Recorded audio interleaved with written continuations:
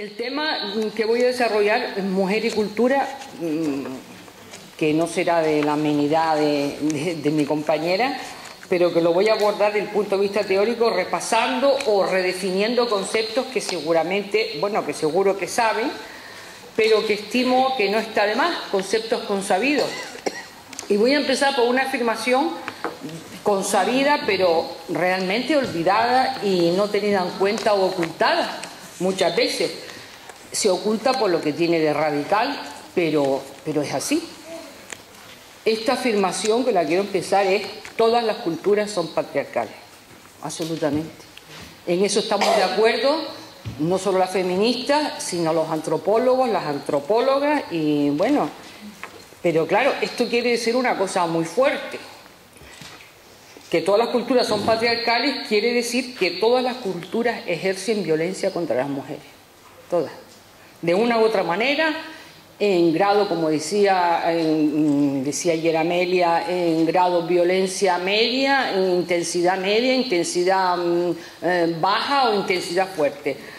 De una forma más llamativa, una forma más sofisticada, más coercitiva, más consensuada, pero todas las culturas ejercen violencia contra las mujeres desde el momento que todas las culturas son patriarcales. Y a partir de ahí se van a explicar los casos cotidianos de violencia, todas, de violencia machista en nuestras sociedades, desde la violencia, como decía antes, media, hasta los asesinatos, femicidios, abortos. En fin, ya sabíamos de las grandes violencias, como la de Ciudad Juárez, como la de los casos de Guatemala. El otro día, pues la verdad es que me enteré, lo leí en el periódico, que una mujer muere cada hora en la India a manos de su familia o la del marido, por causa de la dote. No sé si lo leyeron, a mí desde luego me impresionó muchísimo. Y actualmente la forma más común y más llamativa, donde se manifiesta el patriarcado de forma más fuerte, es en la trata. La trata se llama trata de personas, se suele llamar trata de personas, pero oculta que realmente es trata de mujeres, porque es la inmensa mayoría. Es la trata de mujeres y de niñas. En el último número de esa revista digital estupenda que es Con la A, pues en el que colaboran muchas compañeras como Rosa Cobo, Luisa Posada, ese número está ampliamente dedicado al fenómeno de la trata, del florecimiento de la industria del sexo, pero propiciada por la inmigración masiva, por la apertura de fronteras, por la feminización de la pobreza, en fin. Y leí, también es una cifra que impresiona, que hay unas 500.000 mujeres al año que son traídas a Europa con fines de explotación sexual. Mujeres, no personas así, mujeres. Por supuesto que este hecho no es algo nuevo, la novedad es que los medios lo reflejan y la ficción lo refleja.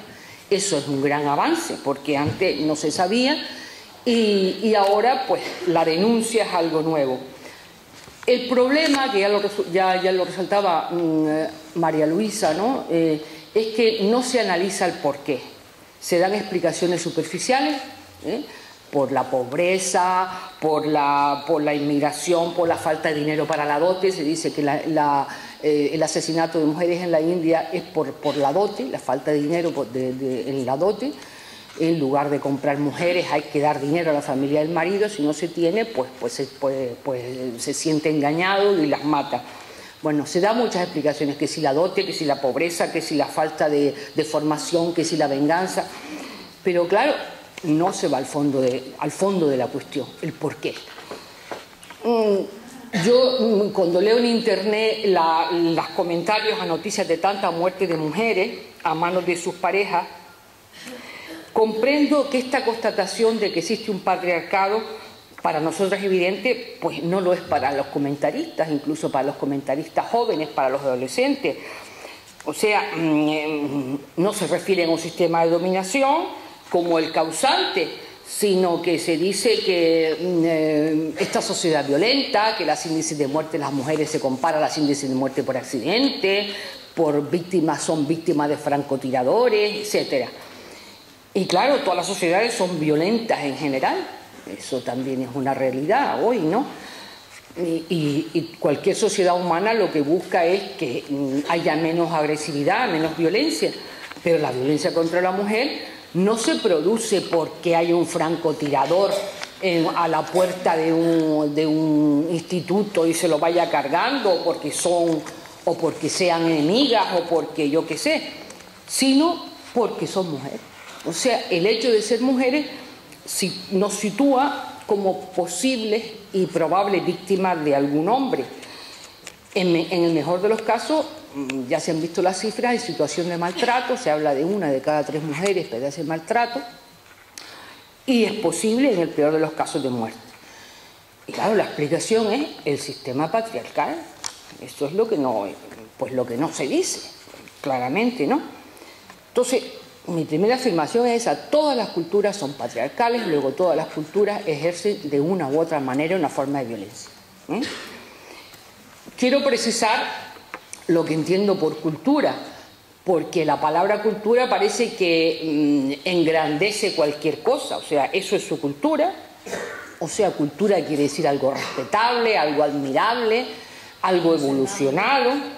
Pues miren, no por ser cultura algo pasa a ser respetable. La palabra cultura serían las producciones, instituciones, costumbres y técnicas que una sociedad desarrolla para su propia utilidad y para mejor convivencia. Yo creo que puede ser una cosa muy general y aceptada, ¿no? Fíjense que la palabra cultura viene de cultivo. Entonces, unas culturas, por decirlo así, cultivan unas habilidades o técnicas o costumbres que mejor le parezcan para sus fines. Entonces, algunas de estas habilidades o prácticas o costumbres serán respetables y otras no. O sea, eso de decir, es su cultura. No, pues si es su cultura puede ser execrable. Y realmente las culturas patriarcales, ¿qué quiere decir patriarcales? Que cultivan hábitos y prácticas lesivas para las mujeres, en mayor o menor grado. Cultivan leyes, religiones, costumbres y hasta folclore y vestimenta lesivas para las mujeres. O sea que no se puede apelar a que es su cultura para justificar prácticas de violencia. Entonces, si declaramos que todas las culturas son patriarcales, estamos reconociendo que no es la naturaleza, ni la voluntad divina, ni las disposiciones psicológicas lo que ha producido el patriarcado. O sea que es una cosa que tiene que ver con las costumbres, los hábitos, etcétera, algo que se puede cambiar. Es un punto de partida fundamental para la lucha feminista, porque si fuera una cosa natural en nuestra situación, o si una cosa que depende de la voluntad divina, pues no, para quien crea no había nada que hacer. Pero claro, filosóficamente hablando, si resulta que el patriarcado está en todas las culturas, pues ha llevado a pensar a numerosos, famosos y sesudos autores si la dominación de las mujeres no será un requisito indispensable de todas las culturas. Pues hay mucha gente que ha pensado eso, grandes autores. Léase Freud, Lévi-Strauss, por ejemplo. Ambos autores lo ha estudiado una feminista, me parece a mí que es clave, un artículo que ya es clásico en el feminismo del año 75 que se llama El intercambio de mujeres, de la americana Gayle Rubin. Bueno, Rubin estudia, permíteme que dé una rápida visión a esta teoría, porque, repito, yo creo que es clave en la teoría feminista. Estudia la obra de Lévi-Strauss, que se llama, Lévi-Strauss es un antropólogo belga francés, murió bastante mayor, murió en el 2009, nació en 1908, 2009, la cuenta no sé, pero bastante, casi 100 años, ¿no? Sí, claro, 100, qué mal estoy de cuenta. Pues Lévi-Strauss define que las primeras organizaciones sociales en las comunidades humanas no se basan en la familia. Ustedes saben que hemos oído siempre que la familia es la base de la organización social. Familia, municipio y sindicato, aprendimos nosotras. Bueno, pues la familia es la base. Lévi-Strauss descubre que no es tanto la familia nuclear, sino las primarias organizaciones sociales, se basa en lo que él llama las estructuras de parentesco. Las estructuras de parentesco marcan categoría, estatus, división del trabajo, importancia dentro de las sociedades primitivas, y no son tan importantes ahí los lazos de sangre, o sea, la familia, sino las alianzas entre tribus, las alianzas que se forman. La principal alianza se forma intercambiando mujeres, es decir, yo mando mi mujer al pueblo de al lado o a la tribu de al lado, el tribu de al lado me manda a su mujer para acá, entonces su mujer va a tener hijos aquí, luego la tribu de al lado no se va a pelear conmigo porque tiene a su mujer aquí y a unos hijos que son de acá y de allá. ¿Eso qué quiere decir? El intercambio de mujeres es muy práctico porque no se van a pelear las tribus, establece alianzas, pero previene hostilidades, ¿no? Pero desde el punto de vista de la cultura es el primer indicio del apartamiento humano de las sociedades animales. ¿Por qué? Porque se renuncia a la satisfacción al ligarme a la señora que tengo al lado, o a mi hermana, a mi hija y a mi prima, y lo que hace es posponer ese placer en vista a un bien mayor, que es establecer la alianza. O sea, ya hay una intencionalidad, ya estás posponiendo el placer, cosa que no harían los animales, que si tiene hambre, pues aquí como el hombre no dice, bueno, vamos a ver, voy a esperar, pan para hoy, hambre para mañana, voy a posponer, voy a planificar. Entonces, el intercambio de mujeres para Lévi-Strauss, digamos que es el primer producto cultural. Ahí se empieza a despegar de la naturaleza. Pero claro, Freud dice algo parecido, o sea, la renuncia a las pulsiones inmediatas, la represión de la libido, la satisfacción de los instintos es el prerequisito para el desarrollo cultural. Pero fíjense ustedes, claro, dice Gail Rumen, mira qué gracia, si resulta que el intercambio de mujeres es el principio del intercambio cultural, quiere decir que las mujeres son las intercambiadas, o sea que la mujer ya es un objeto que yo puedo, tú me das esto, yo te doy lo otro, y la mujer se da como un don más, el más preciado. Y Freud, profundizando un poquito, ves que lo que se está, esa represión de la libido realmente en el fondo es la represión de la libido femenina. La libido femenina es represión para solamente orientar la libido natural, que es hacer esposa y madre. Es la manera más natural que se tiene, culturalmente hablando, para llegar a una libido, como dijéramos, culturizada. Entonces, claro, en ambos casos la cultura está representando la potencia femenina reprimida, como si la cultura necesitaba ese sacrificio para hacer cultura. Comúnmente, fíjense que hay un pensamiento persistente que la dominación de las mujeres es requisito indispensable para la marcha de la sociedad. O sea, si las mujeres se liberan, la familia se viene abajo. Se viene abajo, y entonces cuando la familia se viene abajo, pues ya estamos perdidos, ¿no? Cuando se habla de la delincuencia juvenil, dice, no, es que viene de una familia desestructurada. ¿Qué demonios quiere decir la familia desestructurada? Que la madre no está. Eso es la familia desestructurada, es demonio de tontería, ¿no? Quiere decir que las madres no son amas de casa, que están separadas, que están fuera. El mismo sentido del librito ese famoso que está saliendo, mujer, sé sumisa a tu marido, es el mismo sentido.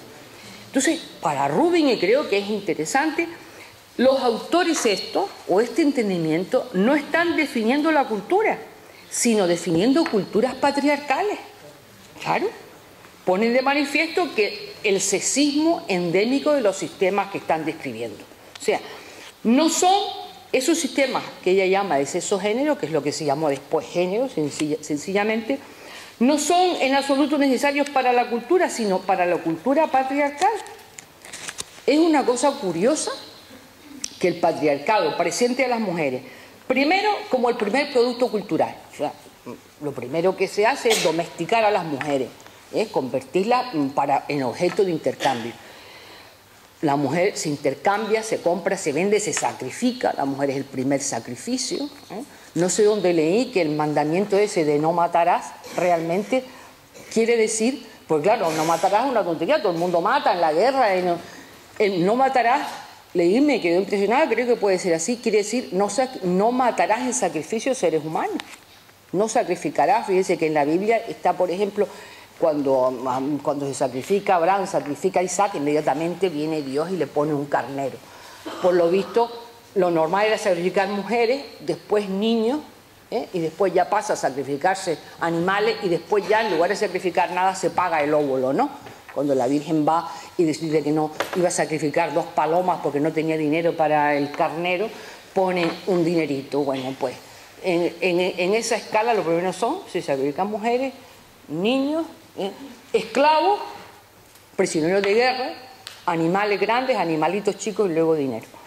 Bueno, entonces digo que el patriarcado pone a las mujeres como el primer producto cultural y también como el elemento que atenta contra la cultura. O sea, la que desordena la cultura. Freud, en el malestar de la cultura, reconoce esas dos cosas. Dice que las mujeres se oponen a la corriente cultural ejerciendo influencia dilatoria y conservadora, porque dice que se mueven por intereses individuales y no por intereses generales, como serían los intereses de la cultura. Esta es una contradicción que muestran las culturas patriarcales. Siempre la muestran. Las mujeres no tienen importancia ninguna, ni social, ni estatus, ni poder en la vida cotidiana. Y sin embargo, aunque no tengan importancia, las culturas eligen las mujeres como representantes de la cultura y como portadoras de identidad. Fíjense, cuando se quiere enseñar una cultura extraña, ya sean los antropólogos, los folclóricos o las agencias de viaje, lo primero, lo más típico, van a ser ellas. Lo que se enseña, lo primero. Por ejemplo, yo no tengo ni idea de lo que es la tribu Paraún de Tailandia, pero sí sé lo que son las mujeres jirafas, que es lo primero que se muestra. Las mujeres jirafas, ¿saben? Que esas que tienen un montón de anillos aquí, y cuando se portan mal y las castigan, le quitan un anillo y como está, y se mueren. Bueno, pues ¿quién no conoce las mujeres? Lo primero que se muestra esa cultura, lo típico, las mujeres jirafas. Las tradiciones chinas más llamativas, la tradición china, los vendajes de las mujeres. Qué sé yo, vamos al folclore. Valencia es la tierra de las flores y de la luz. Valencia, primero, las flores, la tierra de la luz y del amor. Segundo, las mujeres tienen todas de las rosas el color. Oye, ¿y los hombres valencianos? Nada. Todas las Canarias saben ustedes, como seteídes gigantes. Y los canarios, no sabemos. Pero las mujeres son las representantes del carácter canario, no yo, del teide gigante. Si quieren la selva paraguaya, las selvas profundas, pues son la mujer paraguaya de trenza florida, un templo del arte. Oye, que coste que cuando leí que cuando Borges hablaba del tango, cantó un tango, Sí. O sea que... Entonces, hasta para... Cuando se quiere imaginar, me acuerdo cuando yo era jovencilla, había una canción que era Pénjamo, una canción mexicana, las viejas lo sabrán, las mayores. Entonces era como un mundo paradisíaco, dice... donde los pájaros cantan, las torres son maravillosas, todo, bueno, un sitio inexistente en México. ¿Dónde estaba Pénjamo? Pues enseguida decía, si una muchacha te mira y se agacha, es que de Pénjamo. Quiere decir que te ves agachar. Y si te mira y luego suspira, también es de allá. O sea que para mostrar cuáles serían las características de la cultura de Pénjamo, no hay más que ver una muchacha, cómo se comporta, pues ya es de allí, ¿no? Pero claro, ellas están cantadas, mostradas, alabadas, lo que no quiere decir que estén bien tratadas, por supuesto. Es como la religión. La mujer no pinta nada, una Trinidad macho, los tres, Padre y Espíritu Santo, no sé cómo se las apaña, pero resulta que todo está lleno de vírgenes. Un marciano diría, bueno, aquí la mujer, la diosa es la diosa. Pues mire usted, no tiene ninguna importancia la pobre, ninguna. No pinta nada en la Trinidad, pero hay cientos de vírgenes. Entonces, es curioso esa aparente contradicción, ¿no? Las mujeres, como son portadoras, parece que son representantes culturales, portadoras de identidad. Siempre me acuerdo de Celia cuando dice, ellas llevan los velos, ellas llevan la identidad, pero él puede ser Amel, Manolo o lo mismo da, porque él puede llevar sus pantalones vaqueros, su reloj Casio, y ella es la que tiene que portar la identidad. Bueno, es facilísimo. ¿Por qué? Porque ellas no son individuos, son culturas, son representantes de una colectividad y ellos pueden hacer lo que les da la gana. Hace tiempo que pienso, a veces creo que siempre digo lo mismo, pero es que lo estoy pensando, ¿no? Hace tiempo que lo pienso, que las diferencias culturales, las características más llamativas que distingan una cultura de otra, estarían en los modos en que tratan o maltratan a sus mujeres. Una cultura de otra, las grandes diferencias, tengo que seguir con ello, pero creo que van a estar en los modos en que maltratan a sus mujeres. Entonces, las culturas que hayan sido purgadas de elementos patriarcales, es decir, las culturas igualitarias, se van a parecer mucho unas a otras, se van a parecer mucho. De modo que la deseada alianza de culturas, que yo diría mejor que alianza de civilizaciones, resultarían más fáciles y naturales si se purgaran de elementos patriarcales. Y en este sentido, me acuerdo de León Tolstoy, es una frase muy repetida, pero abre Ana Karenina con aquella frase de que todas las familias felices se parecen y las desgraciadas difieren entre sí. Yo, parafraseando al conde Tolstoy, diría que todas las culturas igualitarias se parecerán entre sí, mientras que las patriarcales difieren entre sí, que son las infelices, en los modos de ejercer la violencia. Y yo siempre digo, imaginen que quitamos de todas las culturas los maltratos a las mujeres, las infibulaciones, las mujeres jirafas, las desigualdades de trato. Pensado para nosotras, pues se nos boicotea, se nos ponen todas las zancadillas posibles. Es muy difícil ser una mujer y vivir sola, y si además eres madre, es imposible. O sea, el sistema no está pensado para las mujeres, porque los niños, por ejemplo, y las niñas del colegio están de 9 a 2. Entonces, ¿qué se supone que tienes que hacer? Lo que dijimos ayer, explotar a la abuela. Si la abuela resulta que es una señora que está en su casa, si la abuela es otra señora que trabaja, entonces a mí lo de la familia me parece importantísimo. Y lo que dice la compañera, yo no he entendido en ningún momento que Cristina Molina hable como de nosotras y la otra. De hecho, ha pedido un aplauso por las mujeres saudíes, ¿no? Y aquí no estamos en España, estamos en Arabia Saudí y las mujeres se han hecho fuertes y han decidido conducir. Entonces a mí me parece también, como a ella, muy peligroso el relativismo cultural, y yo creo que la ONG que trabajamos en otros países,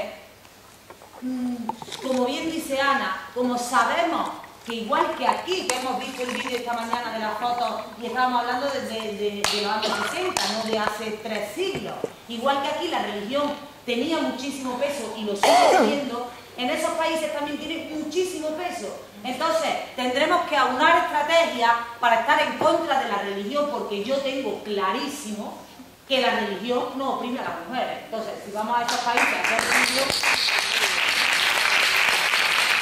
Uno, que me parece importante, ya que hemos hablado del tema de América Latina... Por favor, hacia la mayoría.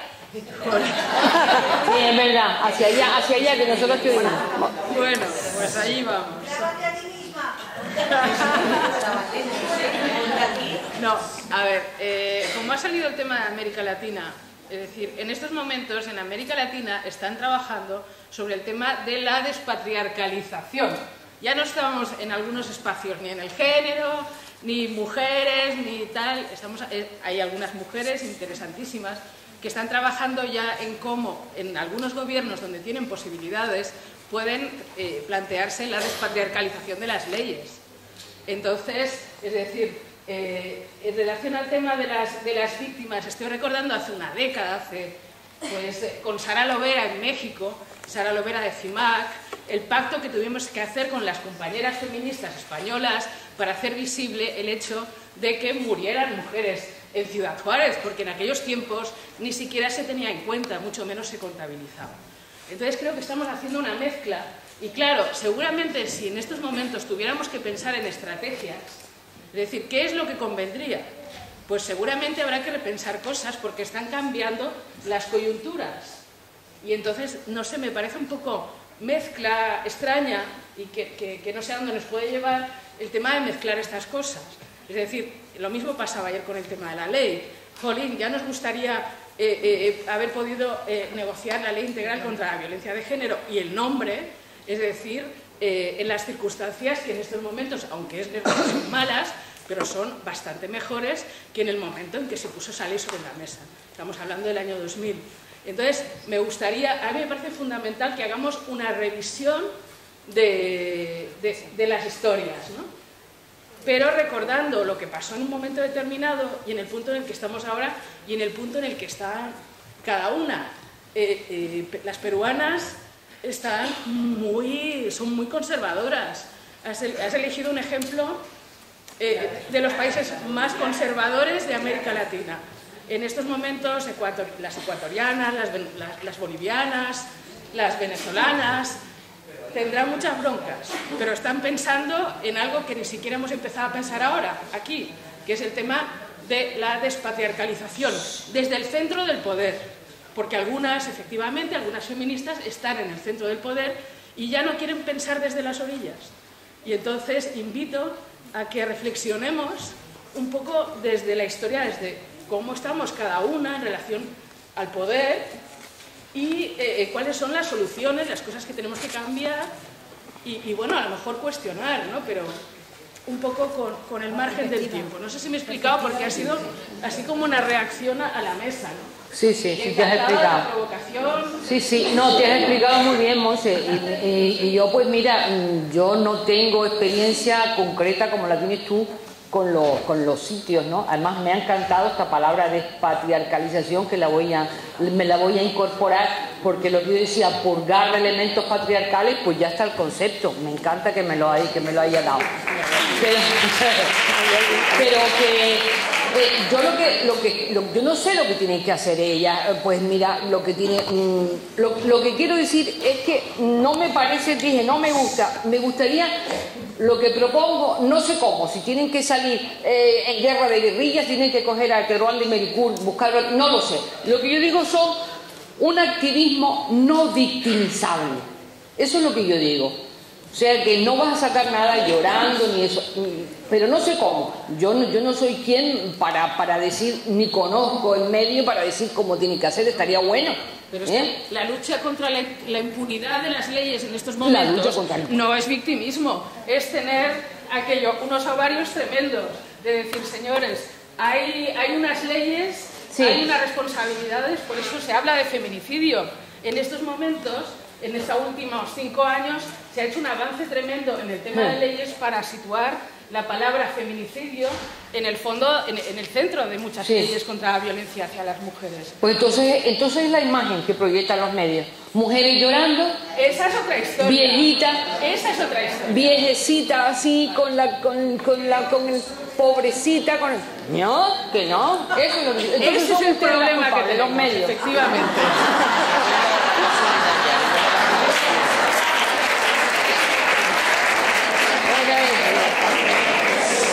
Soledad, tiene la palabra. El llanto de una víctima es ir contra la impunidad de sus agresores y ponerse y plantarse delante de un tribunal, las familias, como en el caso de México, es ir contra los agresores, entre ellos el Estado, que ejerce la violencia institucional, más claramente cuando hablamos de México. Pero si hablamos de víctimas de violencia de género, no podemos hacer este ejemplo jamás, porque hay un síndrome de adaptación paradójica a la violencia de género, a la violencia que se ejerce. Y eso no significa que esa mujer sea una cobarde, significa que necesita simplemente ayuda. Y esa ayuda es la que no damos, porque la impunidad se la damos nosotros, la ciudadana, para empezar, de la que no vamos nunca a las manifestaciones cada vez que muere una mujer. Yo creo que no hay que confundir las cosas. Muy bien, gracias por la decisión. María Salmerón, vivimos de Torremolinos. El pasado miércoles fue asesinada una mujer por su compañero. Él se presentó a la policía y nada más. Bueno, buenas tardes a todas. Tanto ayer como hoy.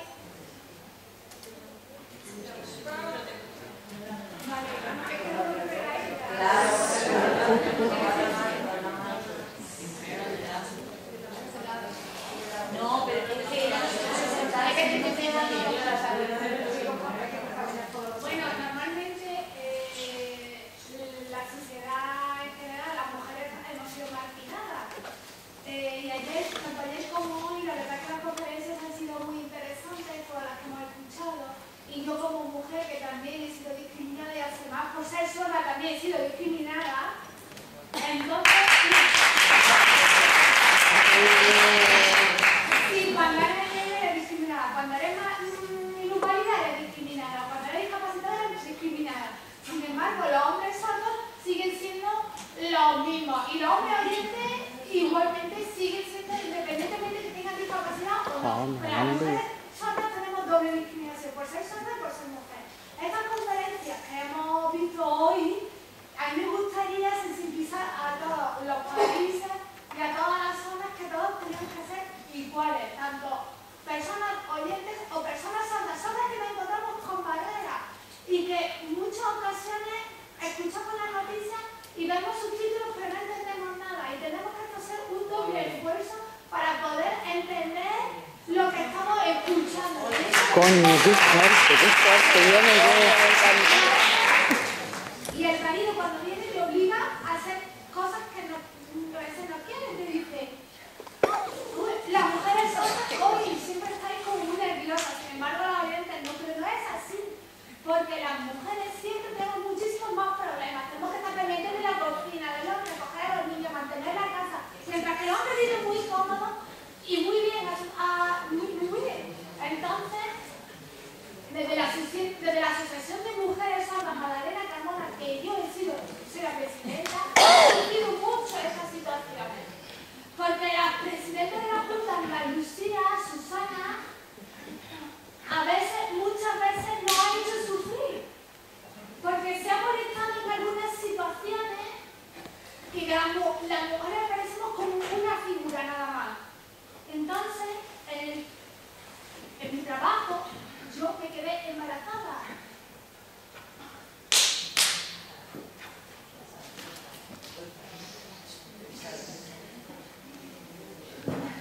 Cuando en el trabajo te quedas embarazada, y una vez que ya está la hora del parto y estás muy preocupada porque a ver dónde dejo al niño mientras que el padre va a su trabajo y liberalmente no tiene ningún problema de esa preocupación. Sin embargo, las mujeres siempre estamos con esa preocupación de saber qué hacemos con nuestro hijo, de que tenemos que dejarlo al cuidado de otras personas, ¿no? Y eso no debe ser así. Porque los hombres también tienen el mismo derecho que las madres, porque tienen, al igual que trabajar, yo tengo que trabajar. Yo tengo dos hijas, dos gemelas, y a ellas les he enseñado, tanto a ellas como a mis nietos, que nunca dejen el trabajo por tener que cuidar a sus hijos. Porque el día de mañana se separan de su marido y ahora ¿qué pasa?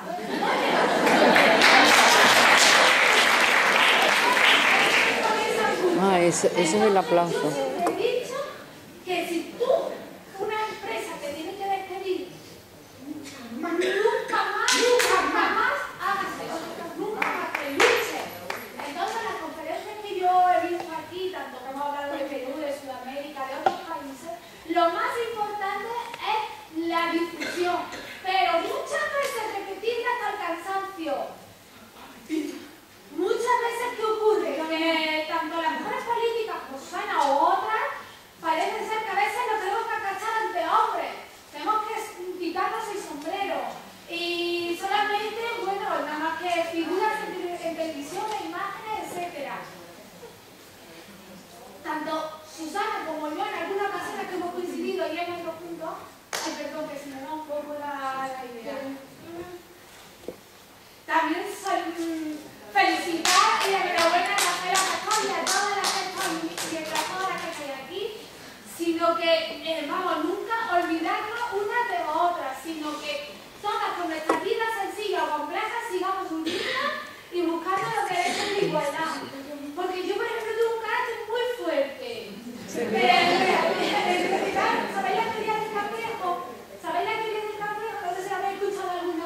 puedo Porque decir todo las eso. personas ha intentado progresar. ¿Y qué ha pasado? Que le han cortado la cabeza. Ha intentado progresar y no la han dejado. Pero aprender lenguaje de signos. La asociación de hombres. Hace que me viene muy bien por si me quedo sorda. Entonces voy ahí, que me encantará. Nosotros no podemos venir abajo. Tenemos que seguir avanzando y progresando y luchando. Qué mundo tan duro. Qué mundo tan